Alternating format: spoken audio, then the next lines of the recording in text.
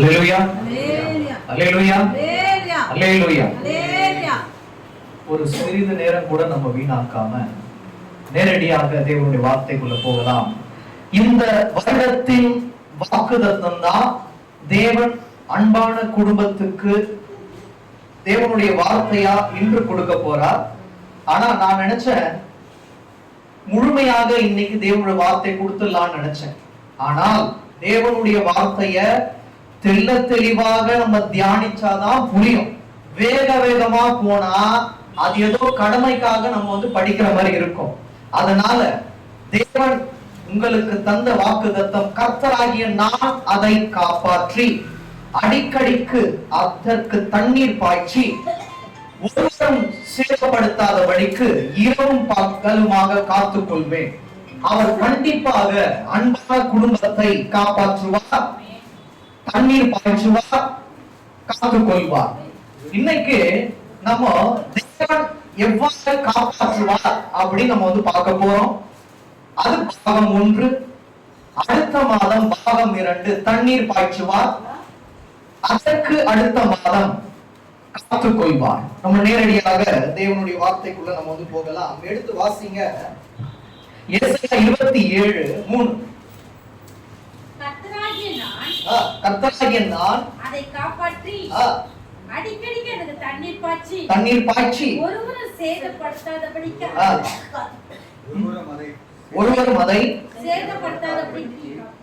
இரவு பகலும் காத்துக் கொள்வேன். அவர் இன்னவரை காப்பாற்றி தண்ணீர் பாய்ச்சி காத்து கொண்டு வந்ததினால்தான் இன்று சந்தோஷத்தோட நீங்க என்ன பண்றீங்க? சாட்சி சொல்லும்படியாக தேவன் வைத்தார். ஆபத்து வரும், ஆனால் ஆபத்திலிருந்து நம்மை காப்பாற்ற தேவன், நம்மை பாதுகாக்க, நம்மை காத்து கொள்ள அவர் ஒரு மட்டும் தான் முடியும். இந்த அன்பான குடும்பத்தை இந்நாள் வரை தேவன் என்ன பண்ணினாரு? காப்பாற்றி வந்தா இனிமேலும் அவர் காப்பாற்ற வல்லவராய் இருக்கிறார். விசுவாசிக்கிற மாத்திரமைகளை ஒன்று வாசிங்களேன். அக்காலத்திலே கர்த்தர் லிவியதான் என்னும் நீண்ட பாம்பை லிவியதான் என்னும் கோணலான சர்ப்பத்தையே கடித்தும் பெரிதும் பலத்துமான தமது பட்டயத்தால் தண்டிப்பார். சமுத்திரத்தில் இருக்கிற வலு சர்ப்பத்தை கொன்று போடுவார். நீங்க யோபு புஸ்தகத்துல 41ஆம் அதிகாரத்துல நீங்க வாசிக்க வேணாம். அது முழுமையாக லிவியதானை பற்றி இருக்கும். அதை படிச்சு பாத்தீங்கன்னா, அதை தியானிச்சு நீங்க பார்க்கும்போது லிவியதான தாண்டி வேற எந்த ஒரு மிருகத்துக்கும் அவ்வளவு ஒரு வலு இருக்காது. அதையே அவருடைய பட்டயத்தினால சாவடிக்கிறார்னா நம்மளோட ஆண்டவர் எவ்வளவு பெரிய ஆண்டவர். இங்க லிவியதான் அப்படின்றது பிசாசை குறிக்கிறது. பிசாசு எவ்வளவு வலு பெற்றவனா இருந்தாலும் நம்முடைய தேவன் அதை காட்டிலும் உயர்ந்தவர். இதுல பாத்தீங்க, அது இருக்கு பாருங்க. கடிதும் பெரிதும் பலத்துமான தமது பட்டயத்தால் தண்டிப்பார். அது என்ன? தேவனோட வார்த்தையே அந்த பட்டயம். நீ பாதாளத்துல தள்ளுண்டு போவன்னு சொல்லிட்டு அவருடைய வார்த்தை இருக்குமானால் அதுவே ஒரு பெரிய ஒரு பட்டயமாக இருக்கும். அதனாலதான் ஒருவர் ஆபத்துல இருந்து அவருடைய வார்த்தையை மீட்டுக் கொண்டு வருகிறது. இனிமேலும் நம்மளுடைய வாழ்க்கையை அவருடைய வார்த்தையினால் தேவன் மீட்டுக் கொள்ள வல்லவராக இருக்கிறார். விசுவாசிக்கிற மாத்திரம் கையில ரெண்டு வாசிங்க. இதுல நீங்க பாத்தீங்கன்னா கர்த்தராகிய நான் அதை அதைன்னு இருக்கும். எதை அப்படின்னா 2ஆம் வசனம் வாசிங்க. அக்காலத்திலே நல்ல திராட்சை ரசத்தை தரும் திராட்சை தோட்டம் உண்டாயிருக்கும். அதை குறித்து பாடுங்கள். கர்த்தராகிய நான் அதை காப்பாற்றுவேன். திராட்சை தோட்டம், தேவனால விரும்பப்படுற அந்த திராட்சை தோட்டத்தை தேவன் என்ன பண்ணுவாரு? வெறுமனே விட்டு விட மாட்டார், அதை காப்பாற்றுவார். அடிக்கடினா என்ன அர்த்தம்? இதுல ஒரு வார்த்தை தினம் தினம்னு எழுதியிருக்கலாம். அடிக்கடினா எப்ப ஆபத்து வருதோ அடிக்கடிக்கு நம்ம என்ன பண்ணுவார்? தண்ணீர் பாய்ச்சி கொண்டே இருப்பார், ஒருவரும் சேதப்படுத்தாதபடிக்கு. அவருக்கு தெரியும் திராட்சை தோட்டம் இருந்தா ஆபத்து வரும், அந்த பழங்களை நாசம் பண்ணுவதற்காக அநேக மிருகங்கள் பறவைகள் எல்லாம் வரும்னு தேவனுக்கு தெரியும். திராட்சை தோட்டம் நம்ம தான். பிசாசு இந்த திராட்சை தோட்டத்தை சேதப்படுத்துவான்னு தேவனுக்கு தெரியும். அதனாலதான் அங்க காவலுக்கு ஆண்டவராக இயேசு கிறிஸ்து இருக்கிறார். அதனாலதான் அதை காப்பாற்றுகிறார். அடிக்கடிக்கு தண்ணீர் பாய்ச்சுகிறார். ஒருவரும் சேதப்படுத்தாதபடி. அந்த வார்த்தை தான் ரொம்ப முக்கியம். ஒருவரும். அவர் அந்த திராட்சை தோட்டத்தில் உலாவிக் கொண்டிருப்பாரானால் ஒருவரும் சேதப்படுத்த முடியாது. ஒருவரும் சேதப்படுத்த முடியாதுன்னா நம்மளோட ஜீவியம் நம்ம வந்து எப்படி இருக்கணும்? அவருக்குள்ளான ஒரு ஜீவியமா இருக்கணும். கண்டிப்பாக தேவன் காப்பாற்றுவார். அடிக்கடிக்கு தண்ணீர் பாய்ச்சுவார். ஒருவரும் சேதப்படுத்தாது. இரவும் பகலுமாக காத்துக் கொள்வார். என்ன அர்த்தம்? நம்ம என்ன பண்ணிடுவோம்? படுத்துறங்கி விழித்தெழுவேன், கர்த்தர் எனக்காய் யாவையும் செய்து முடிப்பார். அப்படின்னா நம்ம என்ன பண்ணுவோம்? படுத்துறங்கி சுகமா இருப்போம். அவர் கண்ணுறங்காமல் நம்ம என்ன பண்ணுவாரு? பார்த்துட்டே இருப்பார், காத்து கொள்வார். அவர் பாதுகாத்து காத்து கொண்டாரானால் பிசாசின் காரியங்கள் ஒன்றுமே வந்து சேதப்படுத்தாது. அதனால் நீங்க நம்பிக்கையோடு இருங்க. அவர் காப்பாற்றுவார். நான் எங்க போனாலும் சரி, பிரயாணப்பட்டு நான் எங்க போனாலும் அவர் என்ன பண்ணுவாரு? தேவ தூதர்களை காற்றுகளாக வைத்து என்னை காப்பாற்றுவார். ஊழியர்களை ஒரு அக்கினி ஜுவாலையாக வைத்து காப்பாற்றுவார்.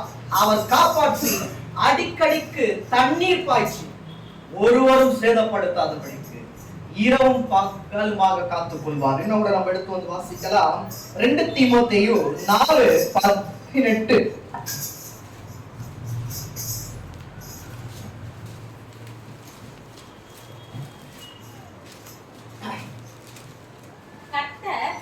எல்லா தீமையினின்று என்னை ரட்சித்து தம்முடைய பரம ராஜ்யத்தை அடையும்படி காப்பாற்றுவார். அவருக்கு சதா காலங்களில் மகிமை உண்டாவதாக. கர்த்தர் எல்லா தீமையினின்று என்னை ரட்சித்து, சாட்சி, அவர் எல்லா தீமையில் இருந்து நம்மை ரட்சித்ததினால்தான் இன்று நம்ம திருப்தியா நன்மை பெற்றவர்களா சாட்சி சொல்றோம். ஏன் நம்மளை வந்து ஏற்படுத்தி இருக்காரு? ஏன் நம்மள நன்மை, அதாவது தீமையில இருந்து காப்பாற்றி நன்மையை காணும்படியாக வைத்திருக்கார் அப்படின்னா அது இருக்கு பாருங்க. தம்முடைய பரம ராஜ்யத்தை அடையும்படி நம்பிக்கையா விசுவாசிக்கிற மாத்திர கையில ஒருத்தங்க கண்டிப்பாக பரம ராஜ்யத்தை அடையும்படி என்னை இந்நாள் வரை காப்பாற்றி பாதுகாத்தவர் இனிமேலும் மரண பரியந்தம் காப்பாற்றி பாதுகாப்பார். ஏன்னா இந்த உலகத்தோட நம்ம வாழ்வே முடிஞ்சு போயிடாது. அந்த பரம ராஜ்யத்தை அடையும் வரை நம்மை காப்பாற்ற தேவன் வல்லவராய் இருக்கிறார். அதனால சதா காலமும் தேவனுக்கு மகிமை உண்டாவதாக. இந்த சாட்சி இப்ப மட்டும் இருக்காது, நிலைத்து நிற்க போகிறது. இது மட்டும் இல்ல, அநேக விதமான வித்தியாசமான நீங்க நினைத்து கூட பார்க்க முடியாத, கிரகிக்க முடியாத பெரிய காரியங்களை செய்ய தேவன் வல்லவராய் இருக்கிறார். அதாவது 1000 பேர் இல்ல, 2000 பேர் இல்ல, 10,000 பேர்களை விட சிறந்தவர் நம்முடைய ஆண்டவராகிய இயேசு கிறிஸ்து. பிசாசு லட்சக்கணக்கா அவனுடைய தூதர்களை கூட்டிக் கொண்டு வந்தாலும் ஆண்டவர் நின்னு நீ போனா போயிடுவோம், அவ்வளவுதான். அவ்வளவு பெரிய வல்லமையான ஆண்டவர் நம்ம கூட வச்சுட்டு நம்ம ஒரு காரியத்தை குறிச்சும் பயப்பட வேண்டிய அவசியம் இல்ல. அவர்கிட்ட எல்லாத்தையும் கொடுத்துட்டு சும்மா இருங்க. ஜெப வாழ்க்கையில உறுதியா இருங்க. அவர் நமக்கா யுத்தம் செய்ய வல்லவராக இருக்கிறார். இன்னொன்று கூட நம்ம எடுத்து வந்து வாசிக்கலாம். சங்கீதம் 145:20.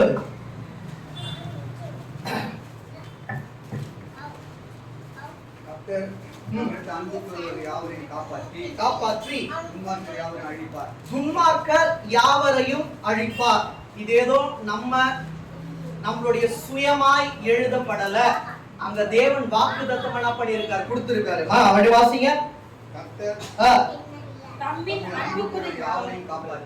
தம்மில் அன்பு கூறுகிற யாவரையும் காப்பாற்றி துன்மார்க்கர் யாவரையும் அழிப்பார். அப்ப நம்ம அவர் மேல அன்பா இருக்கும். அவர் மேல அன்பா இருக்கிற வரைக்கும் நம்ம அவர் காப்பாற்ற வல்லவராய் இருக்கிறார்.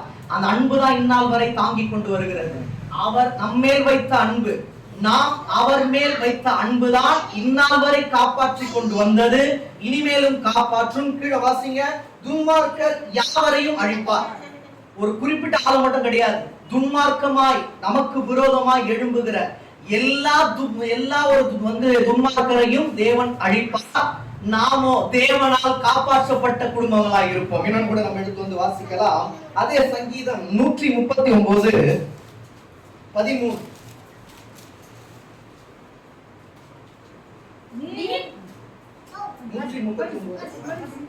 வாசிங்க. நீர் என் உள்ளத்திரைகளை கைக்கொண்டிருக்கிறீர், என் தாயின் கர்ப்பத்தில் என்னை காப்பாற்றினீர். அவர் தாயின் கர்ப்பத்தில் நம்மை தெரிந்து கொண்டு காப்பாற்றினதினால்தான் இன்று ஐக்கியத்துடன் அவருடைய வார்த்தையை கேட்டுக்கொண்டிருக்கிற நம்புகிற மாத்திரம் கையில வருது. அன்று எரேமியாவை மட்டும் அவர் தேர்ந்தெடுத்து தாயின் வயிற்றில் உருவாக முன்னரே அவர் அறியவில்லை. நம்மையும் அறிந்து தாயின் வயிற்றில் இருக்கும் போதே நம்மை காப்பாற்றினார். அப்ப அவர் காப்பாற்றிட்டு விட்டு விடல, ஒருவர் வினாடியும் நம்மை காப்பாற்றிக் கொண்டே இருக்கிறார். இனிமேலும் நம்மை நித்தம் நித்தம் காப்பாற்ற அவர் வல்லவராய் இருக்கிறார். கண்டிப்பாக காப்பாற்றுவார். நல்லா எழுதி வச்சுக்கோங்க. தாயின் வயிற்றில் இருக்கும் போதே நம்மை காப்பாற்றினவர் மரணம் வரை நம்மை காப்பாற்ற வல்லவராய் இருக்கிறார். இன்னொன்று கூட எடுத்து வாசிங்க. சங்கீதம் 25:20.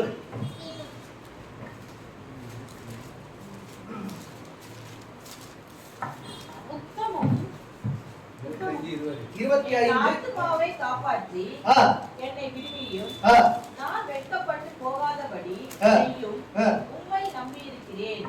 எனக்கு ஒரு விசுவாசம் இருக்கு. யார் யாரு என்னென்ன வசனம் படிக்கணும்னு தேவன் அங்க ஜீவ புஸ்தகத்துல எழுதி இருக்காரோ அவங்க தான் அதை படிக்க முடியும்.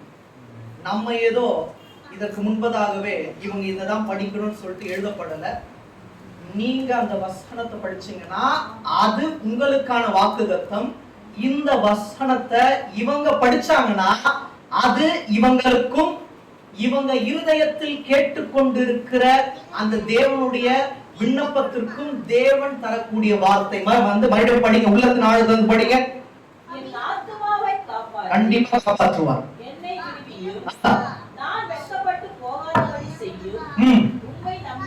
யாரை நம்பி இருக்கீங்க? அவரை மட்டும் நம்பி இருக்கீங்க. உங்களை ஒரு நாளும் வெட்கப்பட்டு போகும்படியாக தேவன் வைக்க மாட்டார். நம்ம அவரை மட்டும் தான் பண்றோம், நம்பி இருக்கோம். உலகத்துல இருக்கவங்களை யாரும் நம்ம என்ன பண்றோம்? நம்பி இல்ல.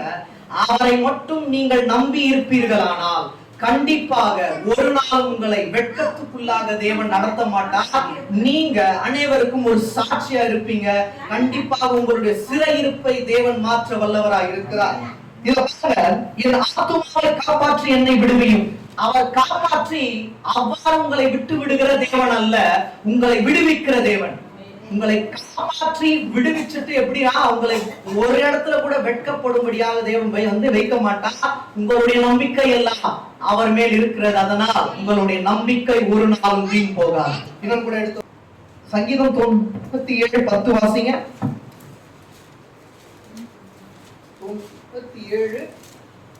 கர்த்தரில் அன்பு கூறுகிறதே, தீமையை வெறுத்து விடுங்கள். அவர் தம்முடைய பரிசுத்தமான ஆத்துமாவை காப்பாற்றி துன்மார்க்கரின் கைக்கு அவரை விட்டு தப்பிக்கிறார். இன்னும் கூட அழுத்தம் கொடுக்கிறாரு. நம்ம எல்லாம் யாரா? தேவனுக்குள்ளாக பரிசுத்தவான்கள். நம்ம அதாவது ஆதி முதல் நம்ம பரிசுத்தவான்கள் அல்ல. அந்த பரிசுத்தமாகி ஆண்டவராகிய இயேசு கிறிஸ்து நம்ம இருதயத்தில் வாசம் செய்வதினால் நாம் அனைவரும் பரிசுத்தவான்கள் ஆக்கப்பட்டோம். அதனால இந்த பரிசுத்தவான்களின் ஆத்துமாக்களை தேவன் காப்பாற்றுவார். எப்பொழுது? தீமையை விட்டு விலகும் போது, பிசாசின் காரியங்களை விட்டு விலகும் போது. அவ்வாறு அதை நம்ம விட்டு விலகி இருப்போமானால் கண்டிப்பாக பரிசுத்தவான்களின் ஆத்துமாக்களை தேவன் காப்பாற்றுவார். இன்னும் ஒரு காரியம் மட்டும், ஒரு முக்கியமான காரியம் நம்ம வாசிக்கலாம்.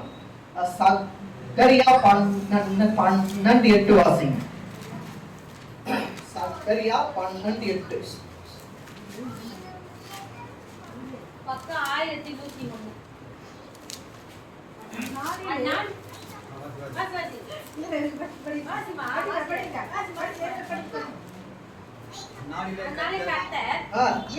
குடிகளை காப்பாற்றுவார். அவருடைய தள்ளாடினவன் அந்நாளிலே தாவீதை போல இருப்பான். தாவீது குடும்பத்தார் அவர்களுக்கு முன்பாக தேவனை போலவும் கர்த்தரின் தூதனை போலவும் இருப்பார்கள். அவர் அன்பான குடும்பத்தை காப்பாற்றும் போது நம்ம எப்படி இருப்போமா? நம்ம யாரு? தாவீதின் பேர்ல வந்த ஆண்டவராகிய இயேசு கிறிஸ்துவின் பிள்ளைகள். அதனால தாவீதோட வம்சத்துக்கு என்னென்ன ஆசீர்வாதம், தாவீதோட வம்சம் நம்மதான். அதனால அந்த ஆசீர்வாதம் நமக்கான ஆசீர்வாதம். அவர் இந்த குடும்பத்தை காப்பாற்றும் போது, அதுக்கு அதை கீழே வாசிங்க. தாவீது குடும்பத்தார் தாவீது குடும்பத்தார் அவருக்கு முன்பாக தேவனைப் போலவும் கர்த்தரின் தூதரைப் போல இருப்பார்கள். விசுவாசிக்கிற மாத்திரம் அவர் அன்பான குடும்பத்தை காப்பாற்றும் போது அவர் கண்டிப்பாக உங்களை விடுவிப்பார். ஒரு இடத்துல கூட நீங்க வெட்கப்பட்டு போக மாட்டீங்க. அவர் மேல் முழு நம்பிக்கையாக இருங்களா. நீங்க அவ்வாறு முழு நம்பிக்கையாக இருக்கும் போது நம்மள அநேகருக்கு முன்பாக தேவனை போலவும் கர்த்தருடைய தூதனை போலவும் தேவன் மாற்றுவார். அவரை காப்பாற்றி விட்டு விடுகிற தேவன் அல்ல. நம்ம எப்படி அதாவது தேவனை போல வைக்கிறாரா, தேவ தூதர்களை போல வைக்கிறாரா. இன்னும் கூட அழுத்தம் கொடுத்து வாசிங்க. அந்நாளிலே கர்த்தர் எருசலேமின் குடிகளை காப்பாற்றுவார். நம்மதான் எருசலேமின் குடிகளை காப்பாற்றுவார். அவர்களில் தள்ளாடினவன் அந்நாளிலே தாவீதைப் போல இருப்பான். தாவீது குடும்பத்தார் அவர்களுக்கு முன்பாக தேவனைப் போலவும் கர்த்தரின் தூதரைப் போல இருப்பார்கள். ஒரு குறிப்பிட்ட ஆளை மட்டும் என்ன பண்ணல, அவர் ஆசீர்வதிக்கல, காப்பாற்றி ஆசீர்வாதத்தை கொடுக்கல. அவரும் அவருடைய குடும்பத்தாரும் எவ்வாறு ஆசீர்வதிக்கப்படுவார்களோ அதே போல் நம்ம எல்லாருமே தாவீதின் வம்சத்தார். கண்டிப்பாக நம்மையும் தேவன் என்ன பண்ணுவார், காப்பாற்றுவார். காப்பாற்றி நம்மை அனைவருக்கு முன்பாக தேவன் அவரை போலவும் தேவ தூதர்களை போலவும் தேவன் மாற்ற வல்லவராய் இருக்கிறார். அதே காரியால 9ஆம் அதிகாரம் எடுத்துக்கங்க. 9ல இருந்து வாசிங்க. சீயோன் குமாரத்தியே மிகவும் களிகூரு. சோகமா இருக்கா? மிகவும் களிகூரு. ரொம்ப சந்தோஷமா இருங்க. சந்தோஷமா இருக்க அப்படின்னு சொல்றவங்க மாத்திரம் கையில வைக்குங்க. உள்ளத்துல சோகத்தை வச்சுட்டு சந்தோஷமா இருக்கேன்னு சொல்லவே கூடாது. கண்டிப்பாக நம்மள நெருக்கிறதுக்கு ஆட்கள் அநேக பேர் இருப்பாங்க. அதை பார்த்து கொண்டே இருந்தோம் வைங்களேன், நம்மளுடைய ஊழியம் மேம்படாது, நம்மளோட ஆவிக்குரிய வாழ்க்கை மேம்படாது. சபை 25ஆம் தேதி நடத்த போறேன்னு அறிக்கை கொடுத்துட்டு பல போராட்டங்கள் வரும். நான் அதை கண்டு துக்க முகத்தோடு இருப்பேன். ஆனால் நான் தேவனால் அழைக்கப்பட்ட ஊழியன் அல்ல. இனிமேல் பல போராட்டங்கள் வரும். இதையே என்னால தாங்க முடியல அப்படின்னா இனிமேட்டு வர போராட்டங்கள் என்னால தாங்க முடியாது. ஏன்னா நான் சாமா இருந்தா மாம்சத்துல ரொம்ப நொறுங்கி போயிட்டு இருப்பேன். தேவனுடைய வேலையை உண்மையும் உத்தமமாக செய்யும் போது பலவித போராட்டங்கள் வரும். அதாவது ஒரு இடத்துல இருந்து போராட்டம் வந்தா பரவாயில்ல, 7 பக்கத்துல இருந்து போராட்டங்கள் வந்து கண்டிப்பாக வரும்போது ஆத்துமா சோர்ந்து போகும். ஆனால் ஆவியோ ஒரு நாளும் சோர்ந்து போகாது. அவரே நடத்துகிறார். ஒன்னே ஒண்ணுதான், எவ்வளவு போராட்டங்கள் வந்தாலும் நான் உன்னை விட்டு விலக மாட்டேன் அப்படின்னு அவர் என்கிட்ட சொல்லிட்டதுக்கு அப்புறமா நான் துக்கமுகமா இருக்கலாமா? ஒரு நாளும் இருக்க மாட்டேன். என்ன வந்தாலும் சரி, யார் வந்தாலும் வராமல் போனாலும் என்னுடைய ஊழியம் ஒரு நாளும் ஓயாது. ஏனென்றால் என்னை அழைத்தவர் மனிதர்கள் அல்ல, ஆவியானவர். அவரே நடத்துவார். அதனாலதான் வாசிங்க. சீயோன் குமாரத்தியே மிகவும் களிகூரு. மிகவும் களிகூரு. எருசலேம் குமாரத்தியே கெம்பீரி. இதோ உன் ராஜா உன்னிடத்தில் வருகிறார். அந்த ராஜா இருக்காரு. எங்க வராரு? உன்னிடத்தில் வருகிறார். அவர் நீதி உள்ளவரும் ரட்சிக்கிறவரும் தாழ்மை உள்ளவரும் கழுதை மேலும் கழுதை குட்டியாகிய மரியின் மேலும் ஏறி வருகிறவராய் இருக்கிறார். எப்ராயிமில் நின்ற ரதங்களையும் எருசலேம் என்ற குதிரைகளையும் அற்றுப்போக பண்ணுவேன். யுத்த வில்லும் இல்லாமல் போகும். அவர் ஜாதிகளுக்கு சமாதானம் கூறுவார். ஜாதிகளுக்கு சமாதானம் கூறுவார். சமாதானம் இல்லாத இருக்கிறதா? அவர் கண்டிப்பாக ஜாதிகளுக்கு என்ன பண்ணுவாரா? சமாதானம் கூறுவார். நான் இருக்கும்பா, நானே அந்த சமாதான பிரபுவாய் உங்களிடத்தில் வந்து வரும்போது எவ்வளவு பெரிய வில்லா இருந்தாலும் அது கண்டிப்பாக முறிக்கப்படும். அந்த சமாதான பிரபுவே இந்த குடும்பத்தாரை இந்நாள் வரை நடத்துகிறார், இனிமேல் நடத்துவார். விசுவாசிக்கிறோம். சமாதானம் கூறுவார். அவருடைய ஆளுகை ஒரு சமுத்திரம் தொடங்கி மறு சமுத்திரம் வரைக்கும் நதி தொடங்கி பூமியின் எல்லை பரிந்தும் செல்லும். உனக்கு நான் செய்வது என்னவென்றால், தண்ணீர் இல்லாத குழியிலே அடையப்பட்டிருக்கிற உன்னுடையவர்களை நான் என் உடன்படிக்கையின் ரத்தத்தினாலே விடுதலை பண்ணுவேன். நம்பிக்கையுடைய சிறைகளே அரணுக்கு திரும்புங்கள். நம்பிக்கையுடைய சிறைகளே அரணுக்கு திரும்புங்கள். இரட்டிப்பான நன்மை தரும் இன்றைக்கே தருவேன். அவர் கண்டிப்பாக இந்த குடும்பத்தை காப்பாற்றுவாரானால் இந்த வார்த்தை இந்த வீட்டுக்கு தேவன் தரக்கூடிய திறவுகோல் வார்த்தை. வாசிங்க. நம்பிக்கையுடைய அரணுக்கு திரும்புங்கள், இரட்டிப்பான நன்மை தருவேன், இன்றைக்கே தருவேன். இதை நீங்க உள்ளத்தின் ஆழத்திலிருந்து விசுவாசிக்கிறீங்கன்னா ஒரு அல்லேலூயா சொல்லலாம்.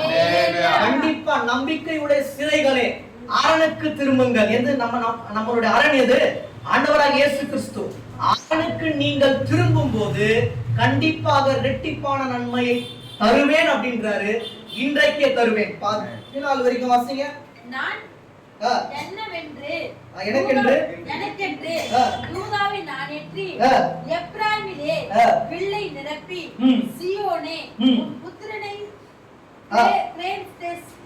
கிரேத்து தேசத்திற்கு விரோதமாக எழுப்பி உன்னை பராக்கிரமசாலியின் பட்டயத்துக்கு ஒப்பாக்குவேன். அவர்கள் பட்சத்தில் கர்த்தர் காணப்படுவார். நம்முடைய பட்சத்தில் கர்த்தர் காணப்படுவார். சில நேரங்கள்ல யார் யார் நம்மளுக்கு விரோதமா எழும்புகிறார்களோ திடீரென்று நம்ம கிட்ட பாசமா அன்பா ஐக்கியமா இருக்க மாதிரி இருக்கும்.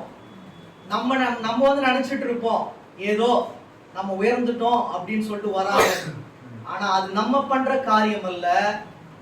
நம்ம கிட்ட தேவன் காணப்படுறதுனால யார் யார் விரோதமா எழும்புகிறார்களோ அவர்களே அன்பாக பாசத்துடன் ஐக்கியத்துடன் வரும்படியாக தேவன் வைப்பார்.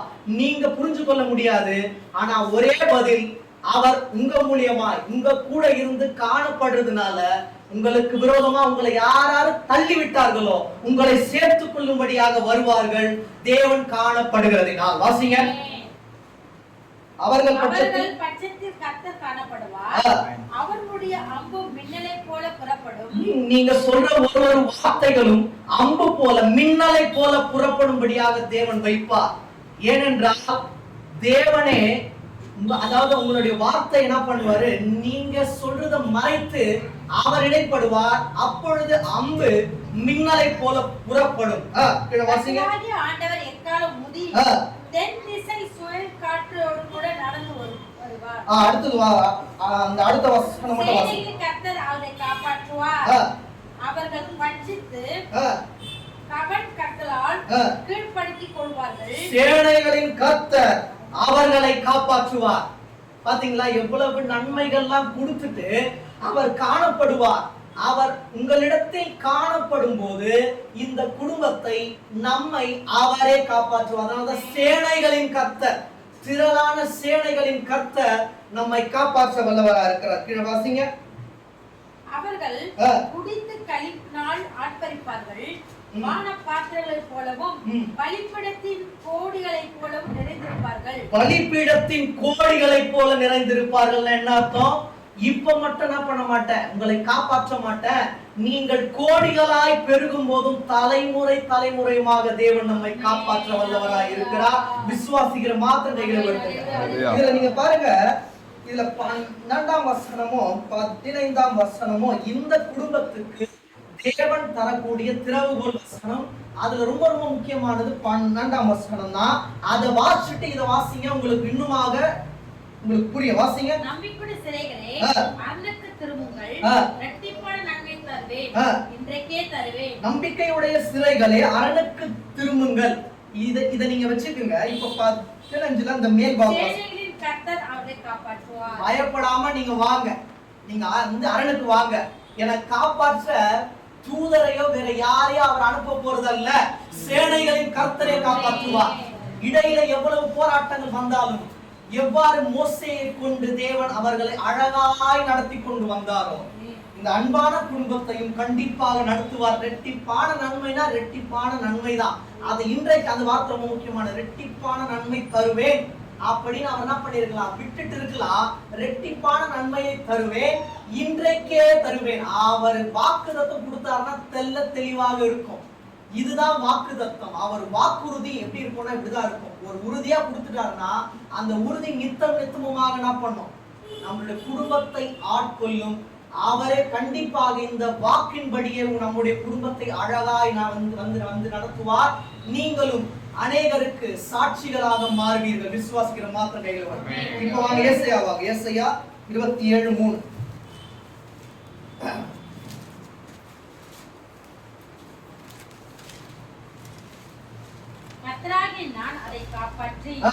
அடிக்கடிக்கு அதுக்கு தண்ணீர் பாய்ச்சி ஒருவரும் அதை சேதப்படுத்தாதபடிக்கு அதை இரவும் பகலும் காத்துக்கொள்வேன். இரவும் பகலும் காத்துக்கொள்வேன். நம்ம இங்க தெளிவா பார்த்தோம், கண்டிப்பாக தேவன் நம்மை காப்பாற்றுவார்.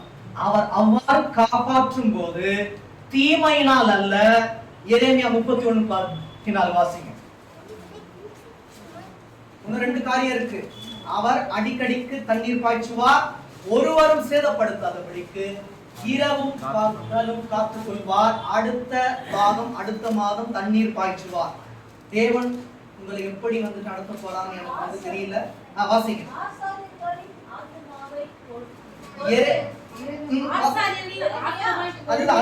வாசிங்க.